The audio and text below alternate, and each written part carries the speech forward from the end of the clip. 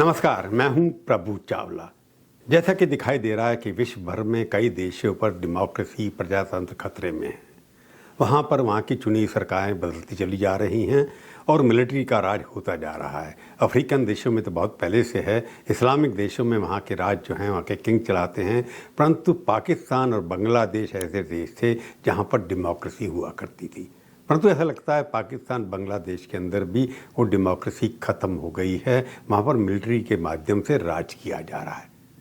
आज हम करेंगे प्रभुवाणी पर इस विषय पर चर्चा कि ये पाकिस्तान बांग्लादेश आदि में क्या हो रहा है, पर्टिकुलरली पाकिस्तान में क्या हो रहा है। तो दोस्तों, आज की प्रभुवाणी हम करते हैं पाकिस्तान में। पाकिस्तान की उस कड़वी और डरावनी सच्चाई पर गहराई से बात करेंगे जो हर दिन नई सुर्खियां बना रही है। इमरान खान की जेल में कैद, उनकी मौत की अफवाहें और पूरे देश को हिलाने वाली राजनीतिक स्थिरता। आप कल्पना कीजिए, अदियाला जेल के बाहर हजारों समर्थक इकट्ठा हैं। वो नारे लगा रहे हैं, इमरान खान को रिहा करो। इमरान खान जिंदा है कि नहीं, इस पे सवाल उठ रहे हैं। लेकिन सच्चाई क्या है?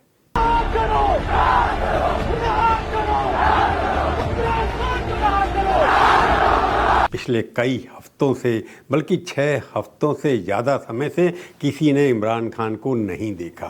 उनकी बहनें जैसे नौरीन नियाजी, बेटे लंदन से चीख रहे हैं कि परिवार को कोई संपर्क नहीं मिल रहा, कोई प्रूफ ऑफ लाइफ नहीं मिल रहा कि वो जिंदा हैं या मर गए हैं।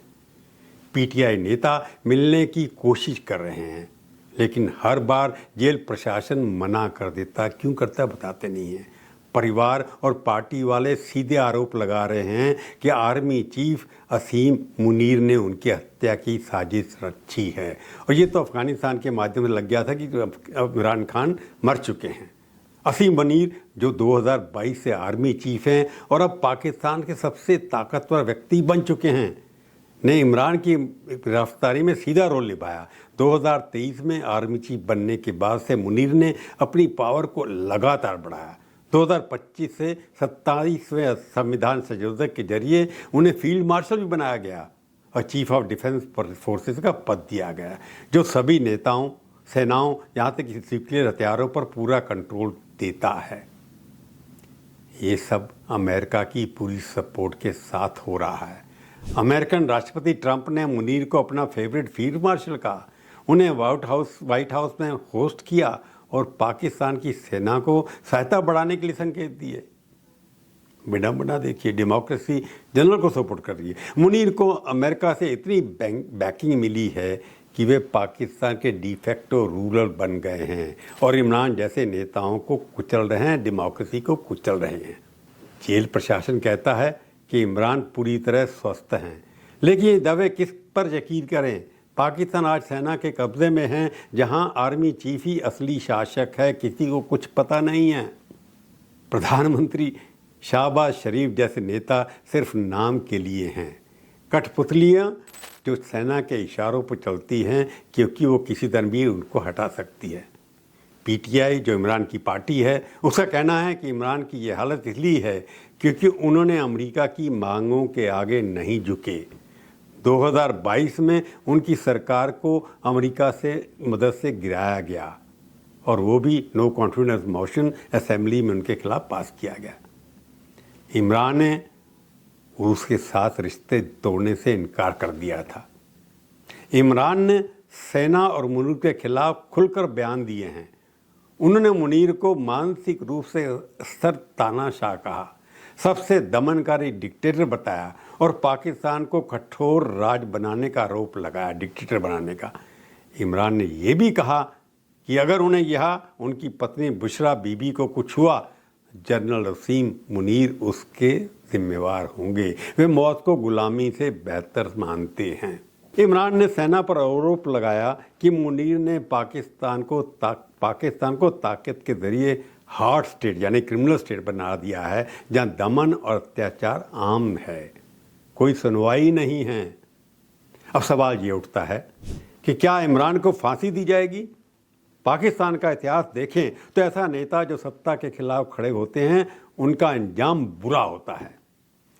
न सिर्फ चुने हुए नेता बल्कि सैनिक तानाशाह भी या तो मारे जाते हैं या देश छोड़ने पर मजबूर हो जाते हैं। चलिए पाकिस्तान के राजनीतिक इतिहास पर नज़र डालते हैं, जहाँ स्थिरता का नामो निशान नहीं है, स्टेबिलिटी है ही नहीं है। हिंदुस्तान के साथ जब बंटवारा हुआ तो 1947 में पाकिस्तान बना और उसके बाद से ही राजनीतिक स्थिरता इंस्टेबिलिटी का दौर शुरू हो गया। पाकिस्तान के पहले प्रधानमंत्री लियाकत अली खान को 1991 में रावलपिंडी में एक रैली के दौरान गोली मारकर हत्या कर दी। बिगिनिंग हत्या से हुई, जांच कभी पूरी नहीं हुई, लेकिन सेना और पॉलिटिकल साजिशों की बातें होती रहीं। फिर 1958 में पहला सैनिक तख्ता पलट हुआ। जनरल अयूब खान ने राष्ट्रपति सिकंदर मिर्ज़ा को हटाकर मार्शल लॉ लगा दिया। अयूब ने 11 साल राज किया, लेकिन 1969 में जनरल याहिया खान ने भी उन्हें हटाकर खुद सत्ता संभाल ली।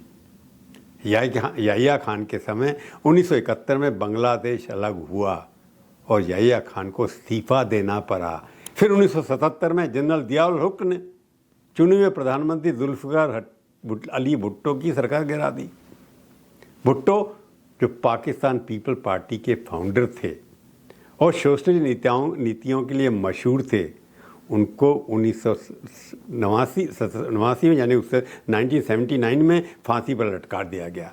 उन्हें एक झूठे मर्डर केस में फंसाया गया। अहमद रज़ा कसूरी के पिता की हत्या का आरोप। ट्रायल लाहौर हाईकोर्ट में चला, जहां जज पक्षपाती थे। सुप्रीम कोर्ट ने 4-3 के फैसले से उनकी अपील भी खारिज कर दी। भुट्टो को रावलपिंडी जेल में स्ट्रेचर पर फांसी के तख्ते पर ले जाया गया, क्योंकि वे बीमार थे और चल नहीं पा रहे थे। ये है किस तरह की क्रूर वहाँ की शासक। रात के 2 बजे फंदा डाला गया, शरीर आधे घंटे तक लटका रहा। ये सब ज़ियाउल हुक की तानाशाही में हुआ, जो खुद एक सैनिक तानाशाह थे। लेकिन जिया का अंत भी अच्छा नहीं हुआ। 1988 में एक रहस्यमय प्लेन क्रैश में उनकी मौत हो गई, जिसमें अमेरिकी राजदूत भी मारे गए। कई लोग इसे साजिश मानते हैं, अभी तक पता नहीं क्यों हुआ। फिर देखिए भुट्टो की बेटी बेनज़ीर भुट्टो को 2 बार चुनी हुई प्रधानमंत्री। मैंने उनसे सीधी बात भी की थी।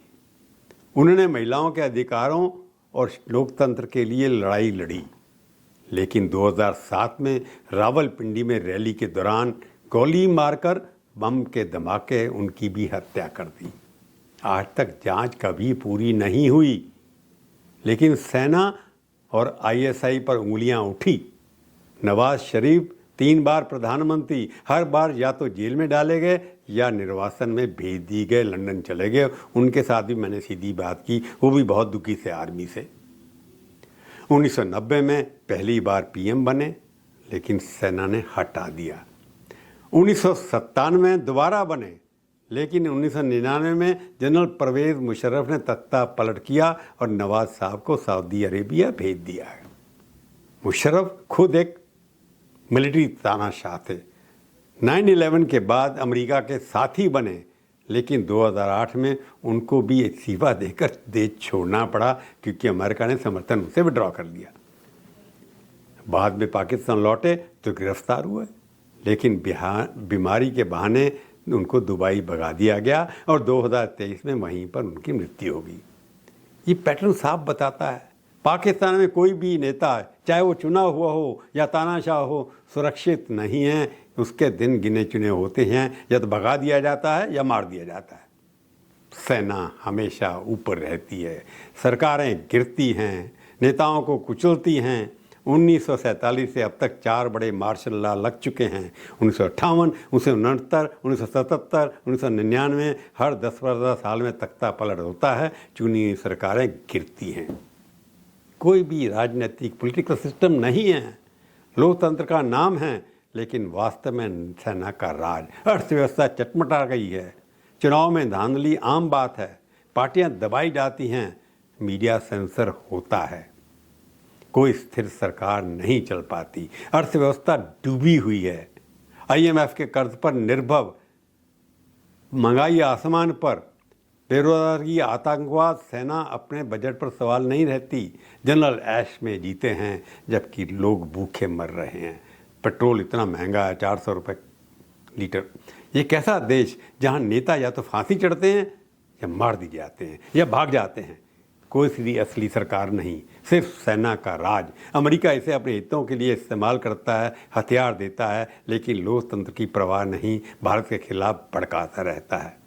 ट्रंप तो उनकी मदद कर रही है। हम इमरान की कहानी पर वापस आते हैं। वो कभी क्रिकेट के सुपरस्टार थे। 1970-80 के दशक में पाकिस्तान के टीम के कप्तान, 1992 का वर्ल्ड कप जीता, दुनिया भर में फ़ैन थे।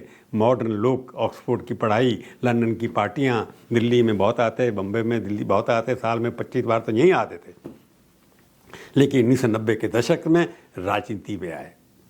1996 में पीटीआई पाकिस्तान तहरीक इंसाफ की स्थापना की। शुरू में मजाक उड़ाया गया, लेकिन भ्रष्टाचार के खिलाफ आवाज़ उठाई उन्होंने, नया पाकिस्तान का नारा दिया। 1911 में लाहौर में बड़ा जलसा किया, जनता जुड़ी, 2018 में प्रधानमंत्री बन ही गए। वो मॉडर्न सोच वाले थे, महिलाओं के अधिकार, शिक्षा, स्वास्थ्य पर फोकस करते थे। शौकत खानम कैंसर हॉस्पिटल बनवाया गरीबों के लिए। लेकिन राजनीति की वोट बैंक के लिए उन्होंने भारत के खिलाफ एक अपना लिया। कश्मीर में भारत विरोधी बयान देने शुरू कर दिए, क्योंकि उनको लगता कि जितनी भारत में विजिट करते, जितना भारत का प्यार मिला, उसका जवाब उन्होंने भारत के खिलाफ ही दिया। सेना और अमेरिका से टकराव किया, क्योंकि इमरान ने अफगानिस्तान नीति बदली, चीन और रूस से करीबियाँ बढ़ाई। नतीजा 2022 में सरकार गिरा दी गई और अब अगस्त 2023 से जेल में 845 दिन हो चुके हैं। जनवरी 2025 में 14 साल की सज़ा सुनाई गई। तोशाखाना केस में बुशरा बीबी, उनकी पत्नी को भी 7 साल की सज़ा सुनाई। पार्टी पूरी तरह दबाई जा रही है। 2022 से पीटीआई पर सरकार दमन चल रहा है। इमरान की गिरफ्तारी के बाद 2023 में मई में बड़े दंगे हुए, सेना की इमारतों पर भी हमले किए, हज़ारों पीटीआई कार्यकर्ता गिरफ्तार हुए, कई की मौत भी हुई। अभी भी पार्टी पॉपुलर है, चुनाव होगा तो लोगों को लगता है कि वो जीत सकती है, परंतु चुनाव से रोका भी गया, सिंबल छीन लिया गया। 2024 के चुनाव में धांधली के आरोप, लेकिन पीटीआई ने इंडिपेंडेंस के जरिए जीती सीटें, उनके लोग हैं। अभी भी 2025 में दमन जारी है। पीटीआई नेता जैसे अली अमीन गंदापुर, शाह महमूद खरूदी, यासीन राशदी जेल में हैं या हाउस अरेस्ट हैं। पार्टी को बैन करने की कोशिश हो रही है। बड़े पैमाने पर विरोध प्रदर्शन हो रहे हैं। नवंबर 2024 में इस्लामाबाद में पीटीआई का बड़ा मार्च हुआ था, जहां पुलिस ने गोली चलाई, कम से कम 12 लोग मारे गए। 2025 अब चल रहा है। अदियाला जेल के बाहर लगातार धरना चल रहा है। समर्थक जेल पर चढ़ने की कोशिश कर रहे हैं। पुलिस लाठीचार्ज, आंसू गैस, सोशल मीडिया पर Imran Khan death rumour trend कर रहा है। दुनिया भर में समर्थन मिल रहे हैं। यूनाइटेड नेशन ने भी उनके मानवीय अधिकारों की समर्थन किया है। पीटीआई स्पोक्सपर्सन जुल्फ़िकार बुखारी कहते हैं कि इमरान को देखा नहीं गया, वो बिल्कुल किसी को पता नहीं कि डिटेंशन में हैं, कहाँ हैं। एमनेस्टी इंटरनेशनल ने 2024 के प्रोटेस्ट क्रैकडाउन की जांच की मांग की है। दुनिया देख रही है। जैसे मैंने कहा, संतुष्ट राष्ट्र ने भी पाकिस्तान सरकार से अपील की है कि इमरान खान की सुरक्षा, मानव अधिकार और संविधान अधिकारों को पूरी तरह सुरक्षित किया जाए। यूनाइटेड नेशन ने इमरान की सेहत को लेकर चिंता जताई और कहा कि ड्यू प्रोसेस फॉलो करो और उनको जो भी सुविधाएं मिलनी चाहिए मिलें। इससे पहले 2024 में UN human rights working group ने इमरान की रिहाई की मांग की, कहा कि उनकी डिटेंशन इंटरनेशनल लॉ का उल्लंघन है। लेकिन पाकिस्तान की सेना पर कोई असर नहीं। कौन सुनता है यूनाइटेड नेशन को? जब ट्रंप का समर्थन प्राप्त है, यूनाइटेड नेशन क्या मायने रखता है? अफवाहें हैं कि इमरान को जहर दिया जा रहा है, टॉर्चर किया जा रहा है, और परिवार इसलिए कहता है प्रूफ ऑफ लाइफ दो, यानी कि जिंदा है, ऐसे कोई सबूत तो दो। समर्थन प्रदर्शन कर रहे हैं, पीटीआई के नेता गिरफ्तार हो रहे हैं। क्या इमरान अगले भुट्टो बनेंगे या नवाज की तरह निर्वासन में जाएंगे? इतिहास कहता है संभावना ज़्यादा फांसी या हत्या की है। लेकिन जनता अगर जाग गई तो शायद बदलाव आए। पाकिस्तान लोग कब तक सहेंगे इस तरह का टॉर्चर? एक पाकिस्तान जो बिल्कुल बट्टा बैठ रहा है, आर्थिक व्यवस्था खत्म हो गई है, सेना की तानाशाही कब खत्म होगी? मित्रों, ये सच्चाई है पाकिस्तान की। इमरान जैसे नेता जो बदलाव लाना चाहते थे, उन्हें कुचला दिया जाता है। और अंत में मेरे 5 सवाल इमरान के लिए, आप लोगों के लिए। क्या इमरान को फांसी दी जाएगी? क्या जनता सेना के खिलाफ विद्रोह कर उठेगी? क्या सरकार में बदलाव आएगा? क्या पाकिस्तान कभी लोकतंत्र पे लौटेगा? और क्या अंतर्राष्ट्रीय दबाव इमरान की रिहाई करा पाएगा? क्या पाकिस्तान में कभी शांति आएगी? इस पर करेंगे फिर कभी भविष्यवाणी। आज इतना ही, कोई और विषय की बात करेंगे। तब तक के लिए धन्यवाद। जाने से पहले फिर एक प्रार्थना, मेरे चैनल को देखिए, सब्सक्राइब करिए, शेयर करिए, टिप्पणी लिखिए, कमेंट लिखिए, अच्छे मीठे खट्टे मीठे कड़वे, मैं सबको पढ़ूंगा, जवाब देने की कोशिश करूंगा, बुरा नहीं मानूंगा। जय हिंद।